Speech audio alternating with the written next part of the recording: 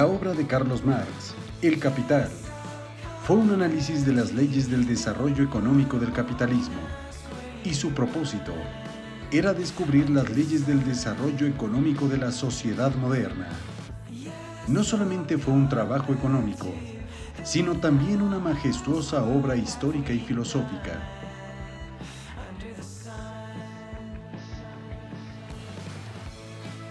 El Capital fue publicada el 4 de septiembre de 1867 en la ciudad de Hamburgo, Alemania.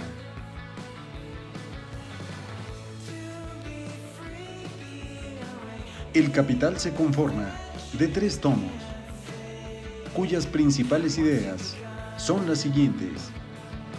La economía no debe divorciarse de la moral pública y la política, ya que no puede entenderse la economía en términos de producción y olvidarse de la explotación de los trabajadores, de la brutal concentración de la riqueza o de unos derechos de propiedad que sean injustos.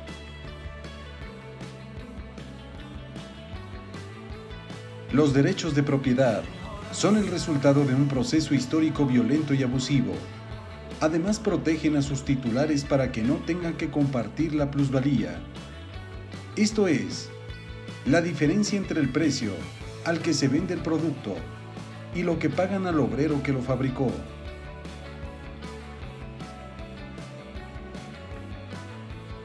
En tanto eso ocurre, los trabajadores viven en la pobreza y reciben salarios de subsistencia, enfrentándose a un desempleo rampante. Aquí se encuentra una de las fuentes principales de la lucha de clases entre proletarios y propietarios.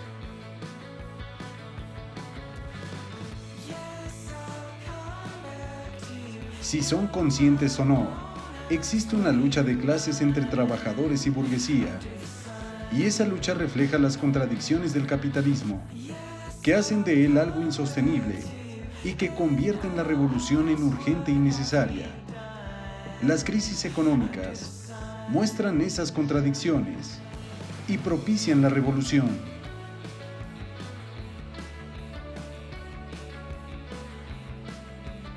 Si la economía es una ciencia, existen unas leyes universales que predicen su evolución. El capital recoge esas leyes y por eso puede predecir, a grandes rasgos, el futuro del capitalismo, su caída y la toma del poder del proletariado.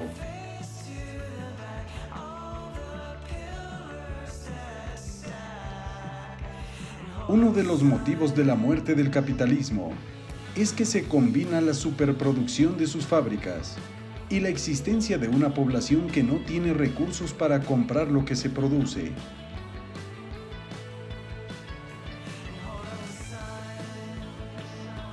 Y por último establece el Capital, que las fábricas de la clase capitalista se encuentran condenadas a la quiebra debido a la mecanización masiva. Como el beneficio solo es posible a partir de los salarios de los trabajadores explotados, y las máquinas no pueden ser explotadas, a las empresas y al sistema únicamente les espera la bancarrota.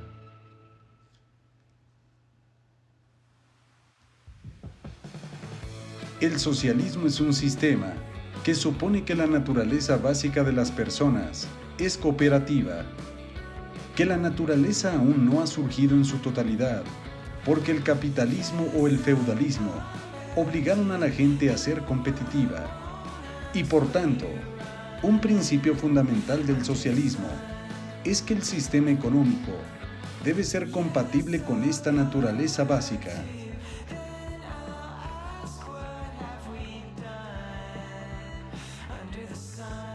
En la teoría, el socialismo significa que todo el mundo tiene derecho a participar en las decisiones sobre cómo los recursos globales deben ser utilizados, y esto significa que nadie es capaz de tomar el control personal de los recursos, más allá de sus propias pertenencias.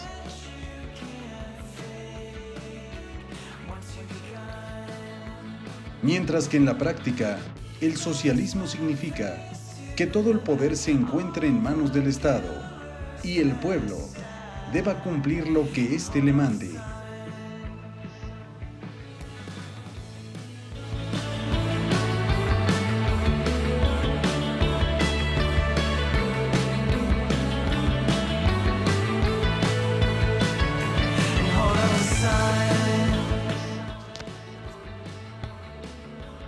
Los caracteres del socialismo son los siguientes.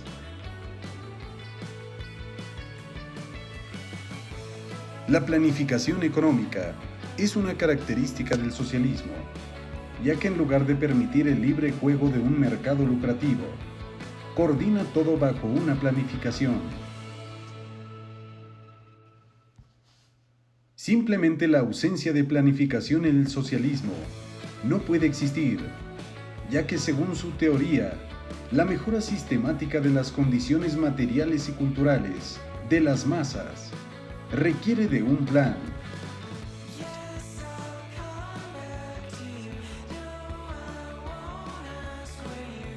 En el socialismo, la riqueza heredada y los ingresos materiales se encuentran obligados a reducirse.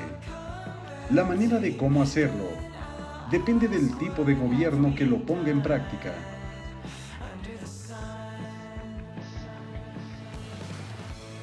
Además, las prestaciones de seguridad social, atención médica gratuita y los servicios de bienestar social proporcionados por la bolsa colectiva se buscan llevar a las clases menos privilegiadas.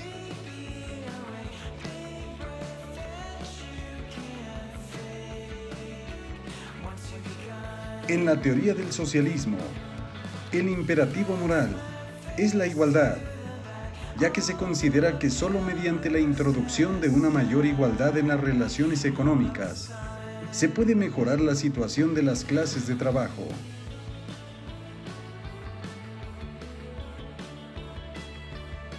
Para lograr un nivel común en el progreso económico, el objetivo que describe es el de proporcionar igualdad de oportunidades para todos. Es por esta razón que el socialismo se ha denominado en el pasado como la filosofía económica de las clases que sufren, ya que todos los movimientos socialistas aspiran a una sociedad más humana.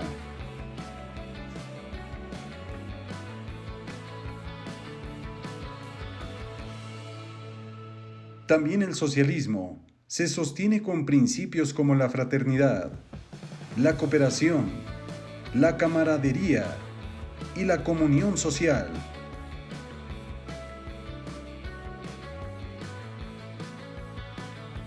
No obstante, los críticos consideran un error pensar que el socialismo puede lograr una igualdad absoluta, ya que éste no es capaz de reconocer las diferencias de ingresos basados en el mérito propio y la productividad, básicas para el progreso de una sociedad.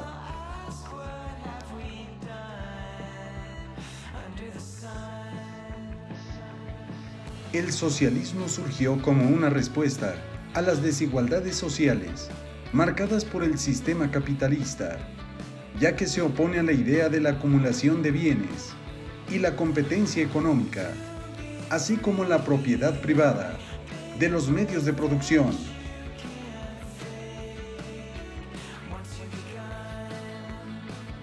Y es que en el capitalismo puro, las personas se encuentran motivadas para actuar en su propio interés personal, mientras que en los ideales del socialismo, las personas deben promover primero el bienestar común, antes que el propio.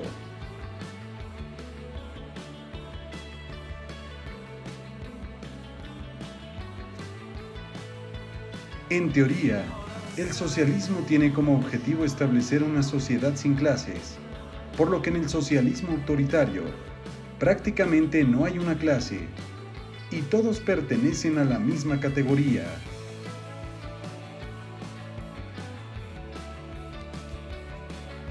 Al ser todos los medios de producción propiedad del Estado, la clase capitalista no existe, pero en la práctica puede originar la aparición de una cúpula donde los gobernantes y su entorno vivan con grandes privilegios.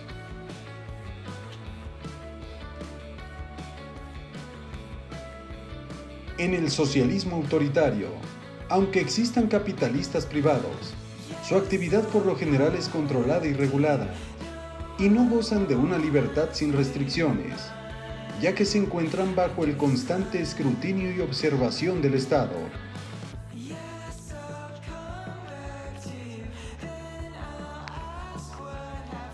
En la teoría, El socialismo busca fomentar la diversidad intelectual al establecer que todas las personas poseen los mismos derechos.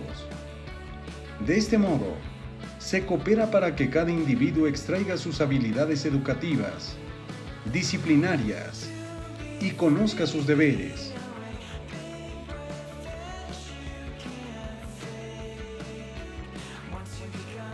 Mientras que en la práctica, el socialismo totalitario busca que todos tengan una misma ideología, oponiéndose a la diversidad política e intelectual.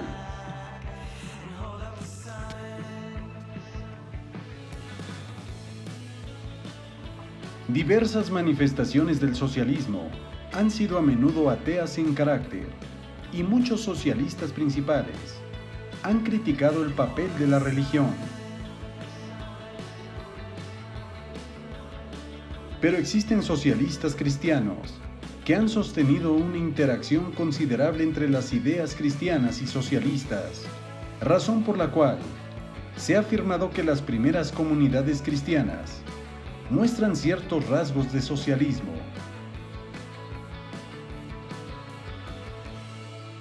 Entre estos rasgos se encuentra la celebración de las posesiones en común, el rechazo de las costumbres sexuales convencionales y los roles de género, así como la provisión de una educación comunitaria, entre otras, que podrían ser consideradas similares al socialismo.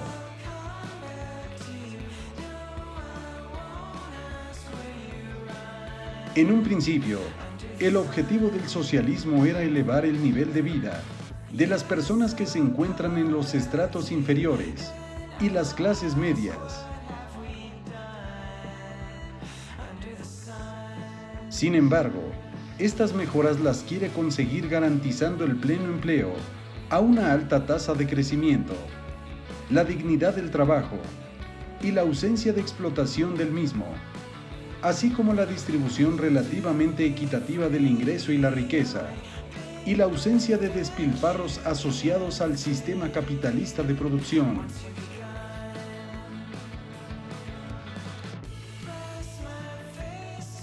Pero los sistemas radicales de socialismo corren el riesgo de llevar a la pérdida de la eficiencia y de los incentivos para el trabajo duro, así como la iniciativa propia.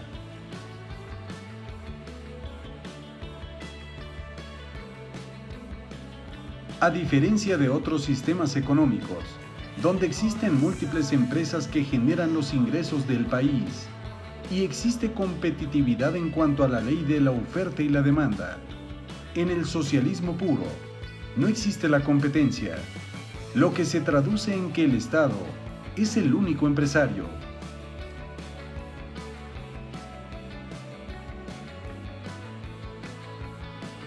Por su parte, en el socialismo autoritario, la propiedad de los medios de producción masiva es social o colectiva, por lo que se elimina por completo la propiedad privada.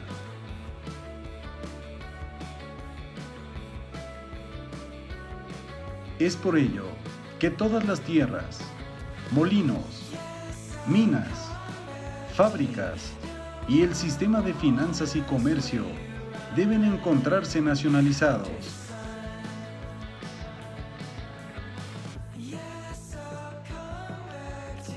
El poder de la toma de decisiones económicas se debe basar en las autoridades públicas y no en los individuos o empresas privadas con fines de lucro.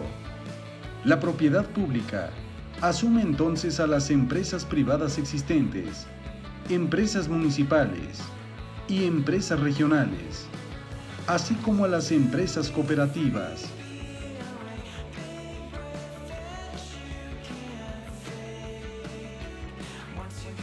Los que se oponen a este tipo de socialismo mencionan que la propiedad estatal de los medios de producción conduce a la ineficiencia, argumentando que sin la motivación para ganar más dinero, la gestión, los trabajadores y los desarrolladores son menos propensos a hacer el esfuerzo extra para impulsar nuevas ideas o productos.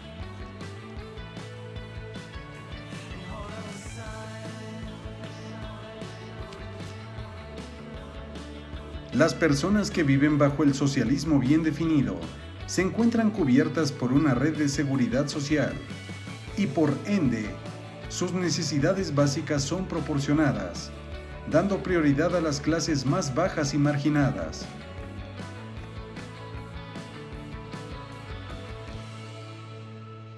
Ello se traduce en una gran ventaja y beneficio.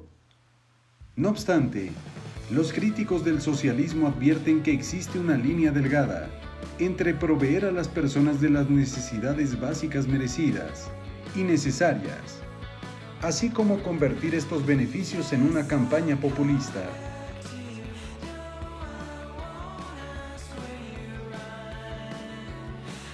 Estos beneficios pueden hacer pensar a la población que el Estado es una especie de Dios y que sin este no se puede sobrevivir, lo que en la historia ha dado paso a la permanencia de gobiernos autoritarios en el poder durante mucho tiempo.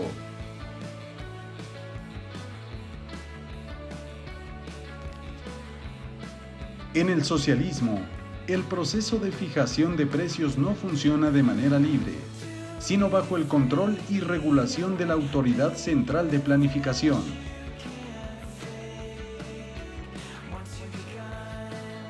Existen precios administrados que se encuentran fijados por la Autoridad Central de Planificación, y también están los precios de mercado, al que se venden los bienes de consumo, así como los precios de arreglos de cuentas.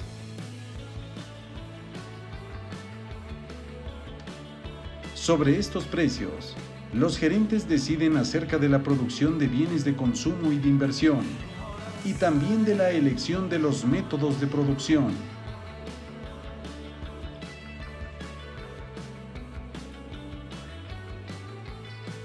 Los críticos del socialismo consideran que esta es una medida errada, debido a que en muchas naciones ha sido responsable de la escasez, la comercialización oculta de productos, la corrupción y el razonamiento de comida y productos básicos para toda la población.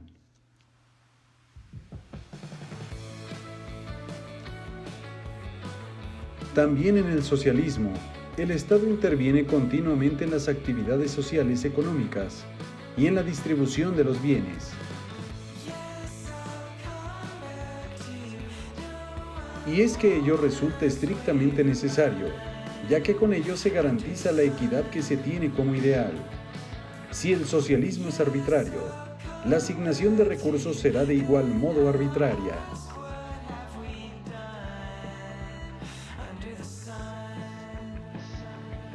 Los objetivos pueden referirse a la demanda agregada, al pleno empleo, a la satisfacción de la demanda comunitaria, la asignación de los factores de la producción, la distribución de la renta nacional, la cantidad de acumulación de capital y al desarrollo económico, siendo estos objetivos centralizados y ejecutados por el Estado.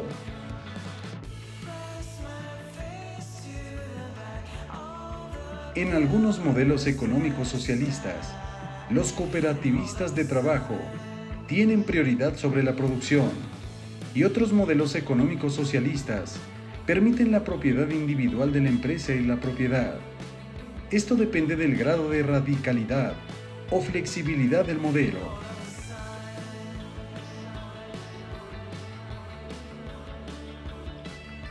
En el socialismo, la política social se decide en las comunidades y, en teoría, las decisiones públicas son tomadas en base a las consultas a las propias personas, buscando la participación directa de la comunidad en los asuntos que le aquejan. Esto no siempre es logrado en la práctica.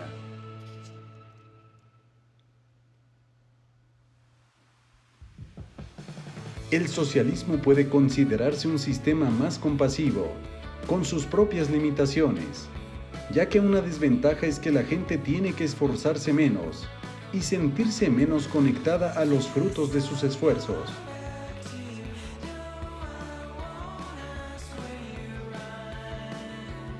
Con sus necesidades básicas ya garantizadas, tienen menos incentivos para innovar y aumentar su eficiencia, y como resultado, los motores de crecimiento económico son mucho más débiles.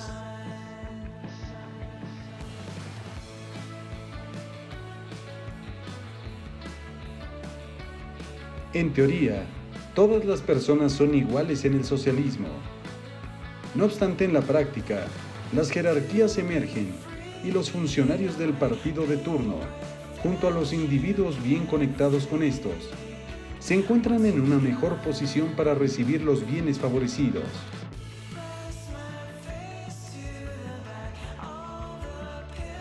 Los planificadores del gobierno, así como los mecanismos de planificación, no son infalibles ni incorruptibles, y en algunas economías socialistas existen deficiencias, incluso en los bienes más esenciales.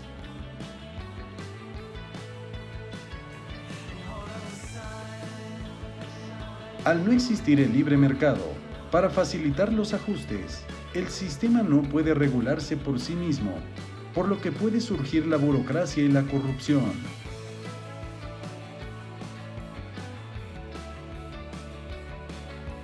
El socialismo utópico es una corriente inicial de la teoría sociológica socialista y comunista que se enfoca hacia una sociedad más igualitaria y justa, alternativamente a la lucha de clases del socialismo tradicional.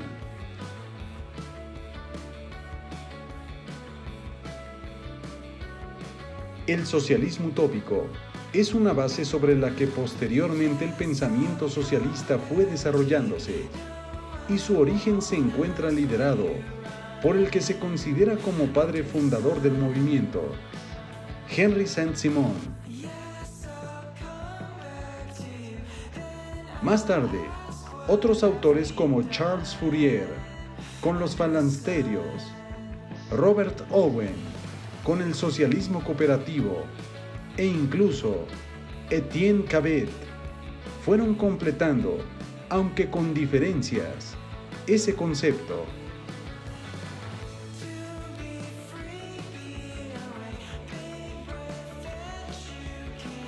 Frente a la tendencia más tradicional o científica, establecida por el Manifiesto Comunista de Carlos Marx, los estudiosos de la vertiente del socialismo utópico basaron el avance social en el reparto de los bienes en la comunidad, así como del trabajo.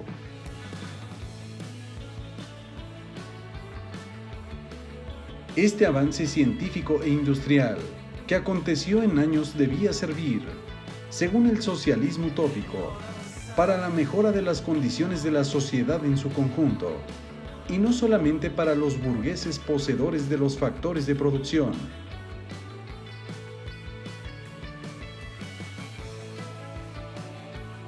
Por eso esta doctrina tiene a pensadores de corte socialista, entre los que destaca principalmente Charles Fourier, que desarrollaron su punto de vista en el siglo XIX, en pleno proceso de creación de los planteamientos socialistas y comunistas, después de la Revolución Industrial.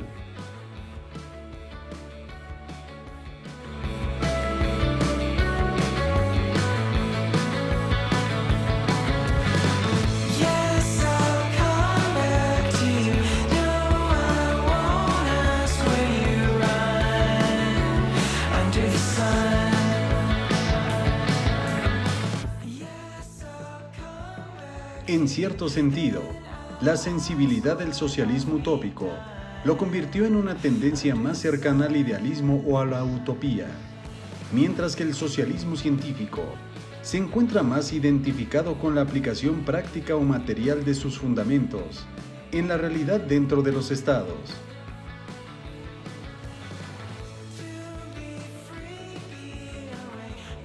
En ese sentido, se identifica esta tendencia como el resultado de los primeros planteamientos comunistas previos al desarrollo más formal de sus teorías y al estudio de los efectos producidos, desde el punto de vista por el que el capitalismo existe en las sociedades.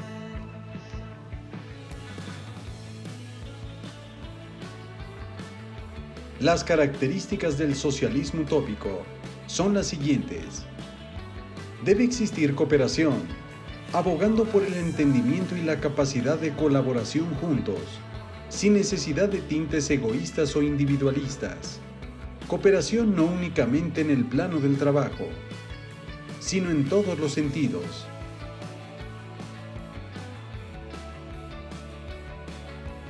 En esta corriente, se piensa que el socialismo debe establecerse bajo el amor y la paz, no bajo la lucha y la guerra, por lo que rehuyen de la lucha y se encuentran convencidos de que la paz es el fin, pero también el único camino.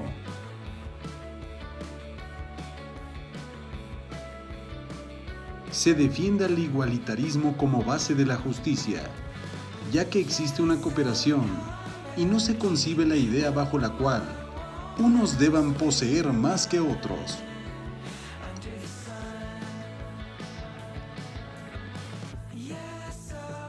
Además, los socialistas utópicos son idealistas, ya que creen en una sociedad sin maldad, y los textos académicos coinciden en que sus visiones son idealistas, de ahí que sean etiquetados con el adjetivo de utópicos.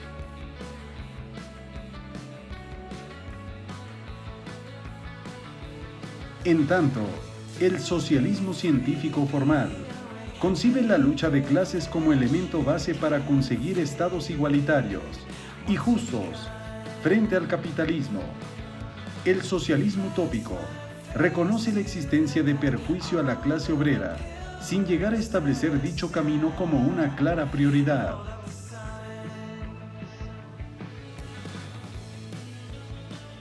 Gracias a las teorías de Karl Marx y Federico Engels, el socialismo y el comunismo fueron planteados como herramientas prácticas de la lucha obrera y aplicables en la sociedad con efectos reales.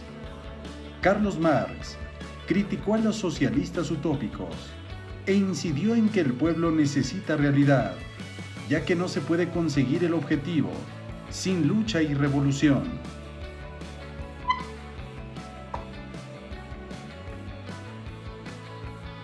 El socialismo científico es una vertiente del pensamiento socialista caracterizado principalmente por su estructura formal, basada en el estudio de la historia socioeconómica a través de los siglos y la aplicación de sus tesis frente al capitalismo.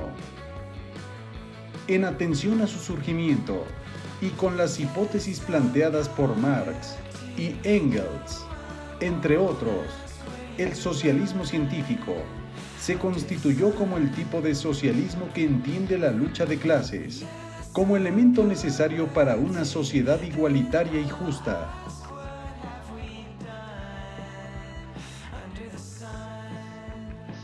Específicamente, Federico Engels fue el autor de esta denominación, con la pretensión de distinguir el socialismo basado en el materialismo histórico y el estudio de la economía a lo largo del tiempo, dentro de las sociedades del resto de corrientes, más enfocadas al pensamiento utópico.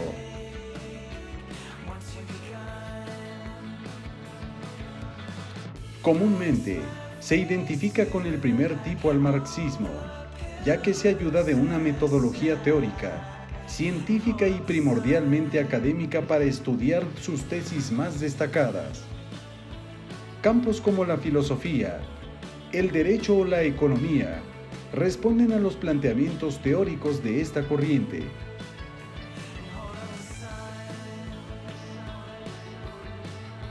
En el origen del pensamiento socialista, la lucha del individuo frente a la expansión del capitalismo no constituye una prioridad clara.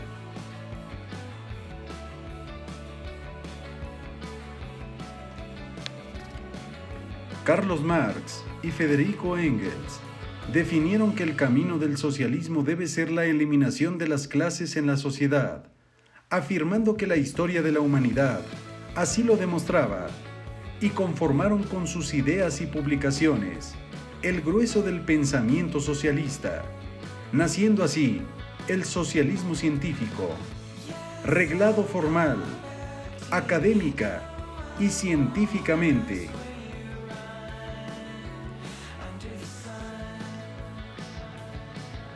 Por eso el socialismo científico es entendido como el socialismo más aplicable a los distintos contextos sociales y políticos por su citada formalización. Se basa en comportamientos de los pueblos, estudiando el efecto de fenómenos como la globalización, el capitalismo y la industrialización.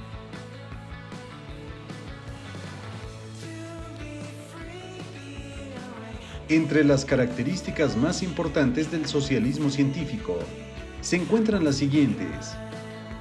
Existe una estatalización de los medios de producción.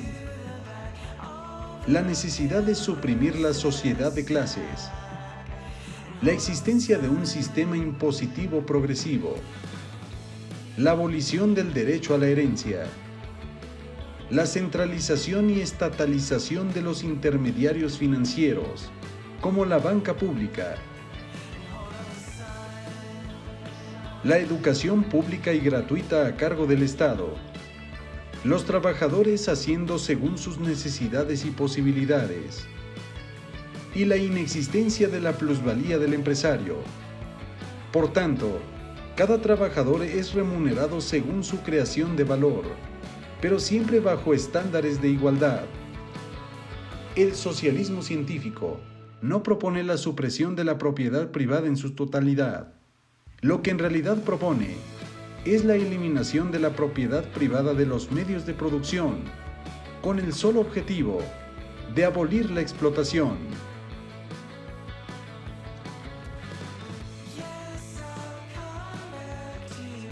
El socialismo científico trata de teorizar y aplicar posteriormente en la realidad socioeconómica todos sus planteamientos, llevando a la acción las tesis de la lucha de clases y la consecución de una sociedad más igualitaria y justa. La intención principal es alejarse del plano del idealismo y encontrar un camino para el Estado más justo posible, con la consecución final de la dictadura del proletariado.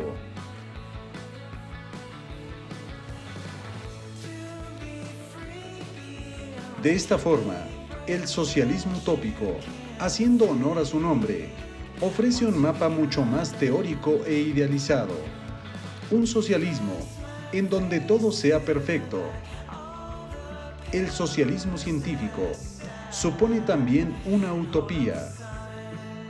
La idea es suprimir del socialismo todo lo utópico para convertirlo en algo aplicable a la realidad económica y social.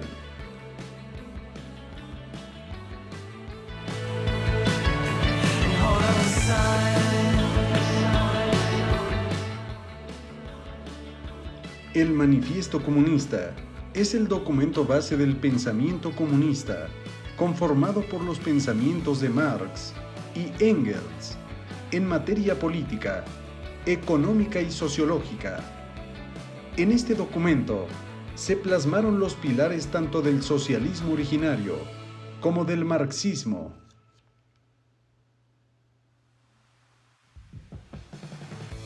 A través del planteamiento del Manifiesto Comunista, se dio salida al desarrollo de ideas como el comunismo, el socialismo e incluso el marxismo. Todas ellas fueron aplicadas a diversos campos o ámbitos de estudios sociopolíticos y económicos, que ayudaron a definir posteriormente la realidad a través de sus enfoques. Tanto Marx como Engels perseguían con su confección y expansión el objetivo de dar formalidad científica y por escrito a sus teorías más destacadas, la lucha de clases y su desaparición hacia la dictadura del proletariado, los efectos nocivos del capitalismo y la industrialización masiva, así como la necesidad de una mayor igualdad social.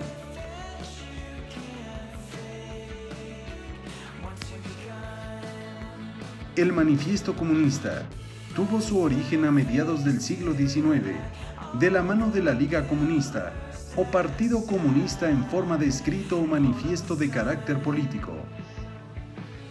Con este texto, se plantearon las principales premisas de la agrupación al tiempo que se presentaba esta en sociedad.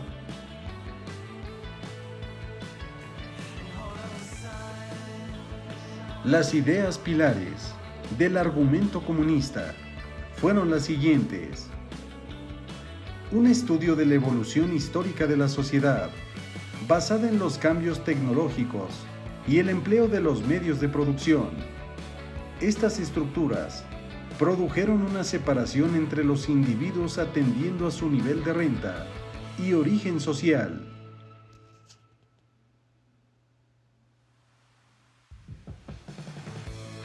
También se dio la existencia de clases sociales y de desigualdades sociales que provocaron un enfrentamiento constante entre una élite dominante explotadora y otra dominada obrera o proletaria.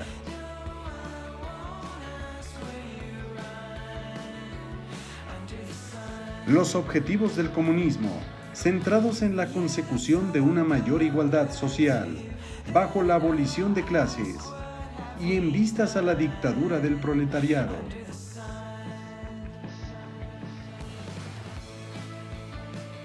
Y por último, el papel relevante de los estados como órganos encargados de la gestión del patrimonio, ya que se eliminó la propiedad privada de los medios de producción.